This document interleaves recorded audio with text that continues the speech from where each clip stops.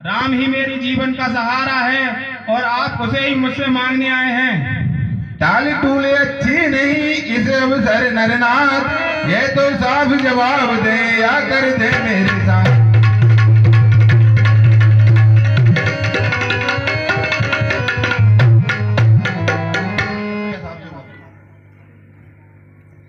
दशरथ तुझ जैसे ज्ञानी को इतनी बच्चों की ममता है, जा चुकी जवानी दीवानी फिर भी माया में रमता है।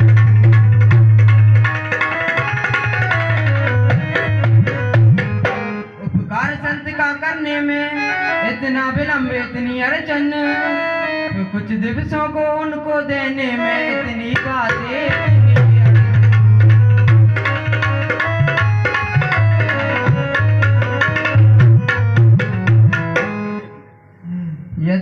यदि आज विष्णु से कहता मैं चल देता छोड़ गरुण वाहन, शंकर से विनती करता तो हिल जाता उसका भी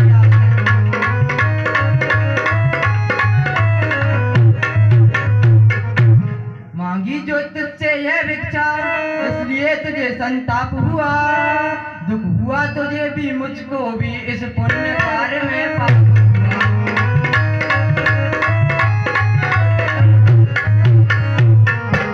राजन, अगर तुम तुम्हारे पुत्रों को देते हो तो दो, नहीं तो मैं जा रहा हूं। नहीं गुरुवर, ठहरिए।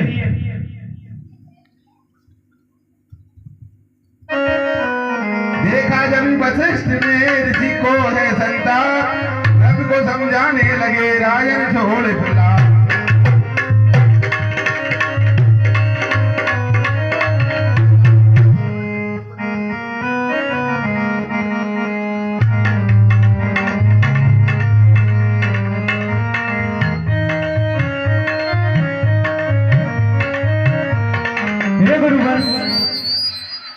रुक जाइए गुरुवर, ऐसा अनर्थ न कीजिए। मैं उस नादान बालक को समझाने की कोशिश करूंगा, आप मेरे साथ चलिए। चलिए।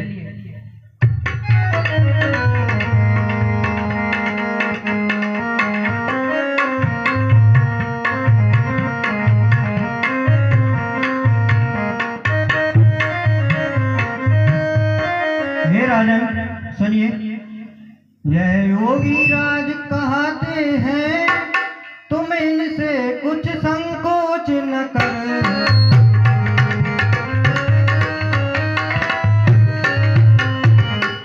यह बड़े विचारशील मुनि हैं, तू किसी बात का सोच न कर।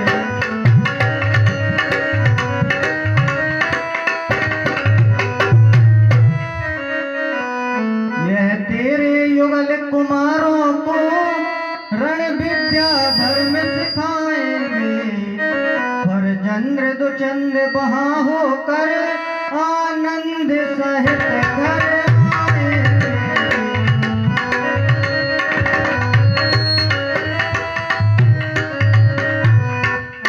हे राजन, ये कोई साधारण मुनि नहीं है, ये योगी राज है। तुम इन्हें अपने पुत्रों को देने में संकोच न करो। यह तुम्हारे पुत्रों को विद्या रणनीति धर्म का ज्ञान देकर आनंद से आपको सौंप देंगे। दशरथ बोले अब मुझे नहीं सोच संताप, दोनों पुत्रों के हुए संरक्षक मुनिया।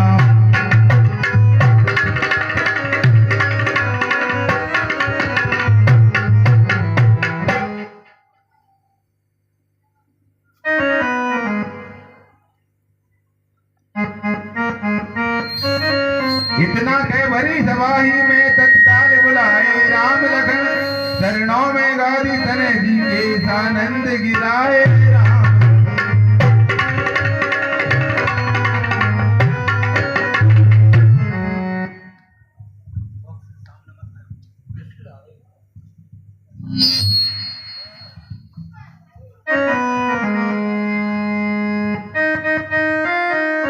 गुरुदेव को प्रणाम, पिताश्री को प्रणाम, खुश रहो। मुनिश्रेष्ठ को प्रणाम।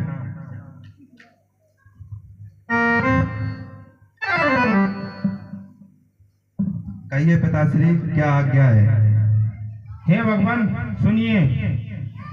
लो हाथ में इनका हाथ नाथ, ये दोनों भोले भाले हैं। ये फिक्रा याद रहे भगवान मेरे नाजों के पाले।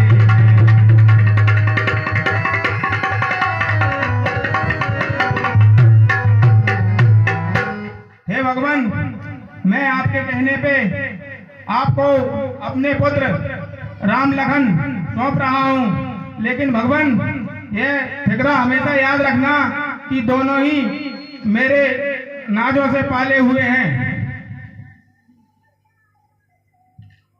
आप चिंता न करो राजन, मैं जैसे आपके पुत्रों को ले जा रहा हूँ उससे भी बड़े ज्ञान में देकर आपको देकर जाऊंगा।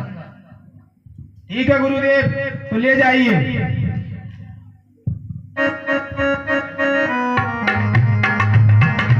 पितृ का आशीष प्राप्त कर मां से ले वरदान, ऋषि सेवा को चल दिए दोनों ही भगवान।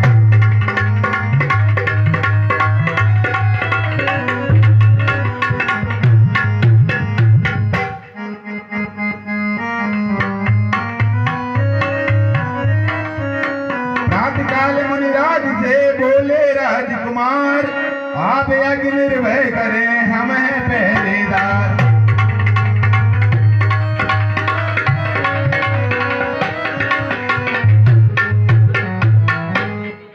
हे मुनिश्रेष्ठ, आप निर्भय होकर यज्ञ कीजिए, हम पहरेदार हैं।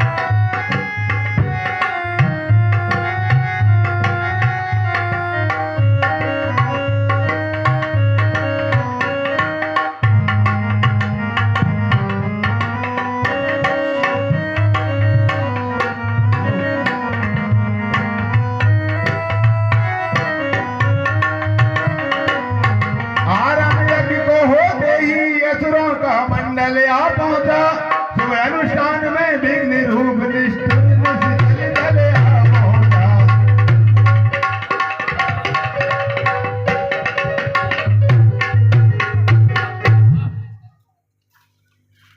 सावधान रहो।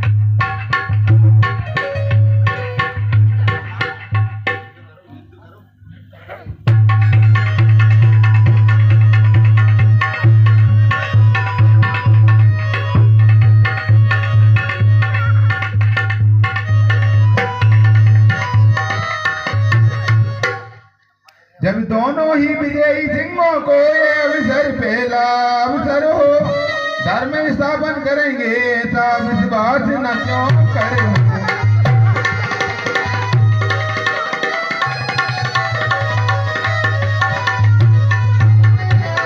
क्षण में सुबाहु रजनीचर को अर्पण कर दिया अग्निश्चर के, मारीच नीच को उड़ा दिया 100 योजन पार समुद्र के।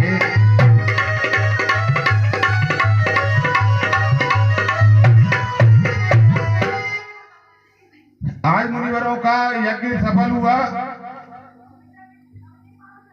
और दोनों राजकुमारों को मुनि शिक्षा देते हुए आगे चले। अगले दिन मुनि को मिला यह सुंदर संदेश, धनुष महोत्सव के लिए बुला रहे मिथिलेश।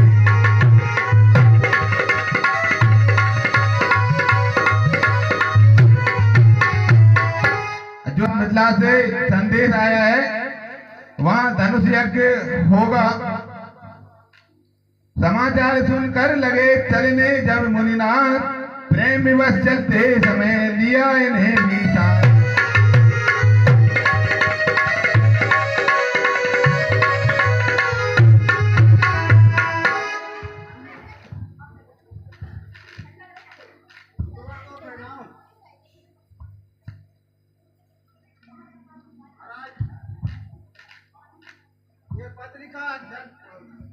हे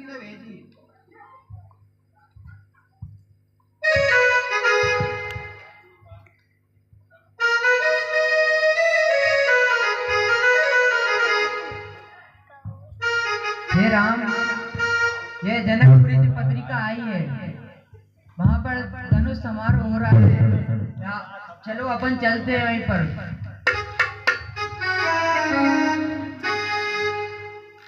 आप चलिए, हम आते हैं। ठीक है गुरुवार।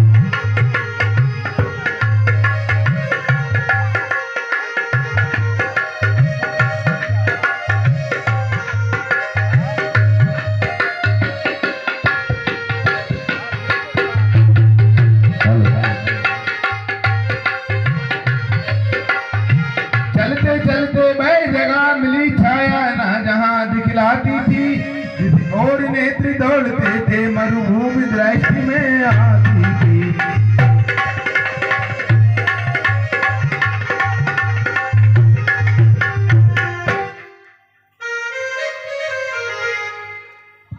थी पली एक पाषाण मूर्ति, चारों दिश जिसके कोहरा है, मुस्कुरा कर रघुवर ने गुरुवर रे अचरज कैसा है।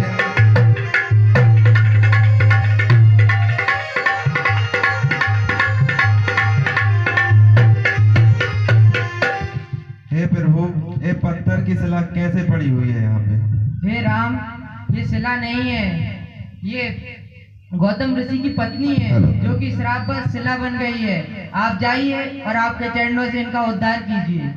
रघुनंदन की बात सुन वैसे विश्वामित्र, सुना दिया उस शिला का आदोपात चरित्र।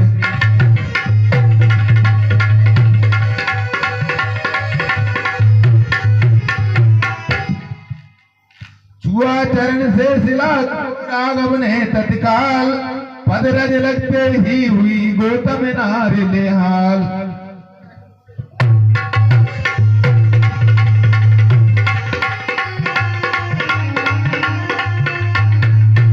हुआ अहिल्या नारी का इस प्रकार उद्धार, मन चाहा वर प्राप्त कर पति सुर गई फिरार।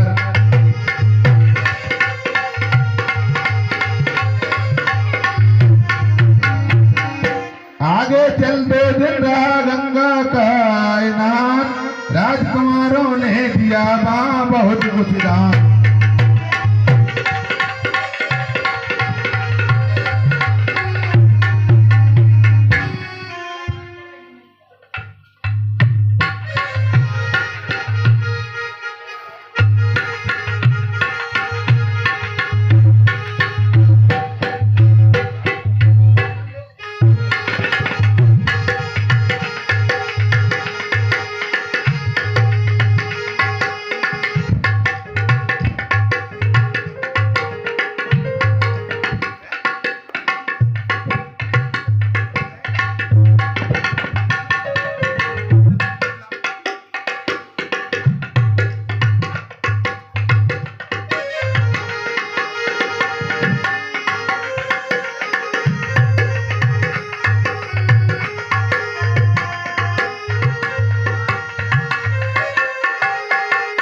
कुछ दिन चलते चलते मिथिला विदेश कौर पहुंचे, गुरुवर ऋषिवर के साथ साथ दोनों ही जनक नगर पहुंचे।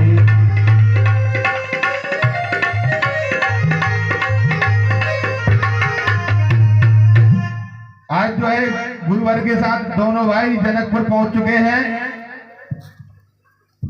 और कल के लिए